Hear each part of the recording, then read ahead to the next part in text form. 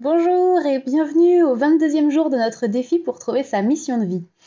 Comme vous avez pu le constater, je n'ai pas posté de vidéo hier et pour cause, l'exercice était particulier.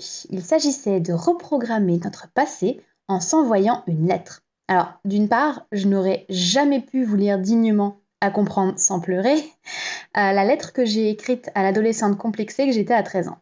Mais en plus, hier, j'ai eu une très grosse journée et j'ai préféré dormir plutôt que de lutter contre le sommeil pour vous tourner une vidéo ne contenant que la consigne du défi. Bref, l'exercice d'aujourd'hui s'intitule Évoluer authentiquement et vulnérablement. Lilou Massé nous explique dans son cahier qu'il est important d'avoir le courage de nous montrer au monde tel que nous sommes. Et le défi consiste d'une part à trouver nos modèles, que ce soit dans l'histoire, la littérature ou encore dans les films, et ensuite d'être vulnérable auprès d'une personne de notre entourage en lui parlant de ce défi et en s'engageant sur notre nouvelle façon d'être. Alors, dans le contexte de se dévoiler, d'être vulnérable aux yeux de tous, les deux modèles que je peux vous citer sont deux personnes que j'ai découvertes sur YouTube. Dans un premier temps, il y a David Laroche, qui raconte dans certaines de ses vidéos qu'il était un ado complexé et qu'il pouvait enchaîner dans une même soirée le fait d'être précoce et en panne. Ça arrive, mais c'est particulièrement couillu, je trouve, de le raconter publiquement. Il y a également Julie Dachaise, alias Super Pépette, je vous conseille vraiment sa chaîne. C'est une youtubeuse qui informe sur l'autisme chez la femme adulte.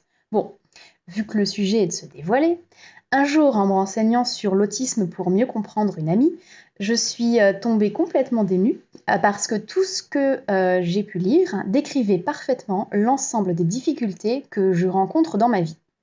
J'ai entamé des démarches pour obtenir un diagnostic et dans ce cadre, j'ai consulté un neuropsychologue spécialiste de l'autisme chez l'adulte.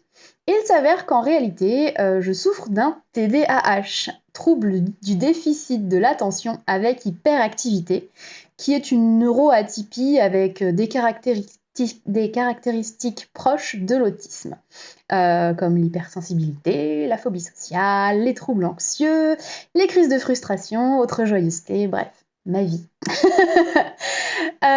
Concernant la partie où il faut être vulnérable auprès d'une personne de notre entourage, en lui parlant de ce défi, alors je suis peut-être mauvaise langue, mais je pense que c'est surtout l'occasion pour Lilou Massé de se faire de la publicité.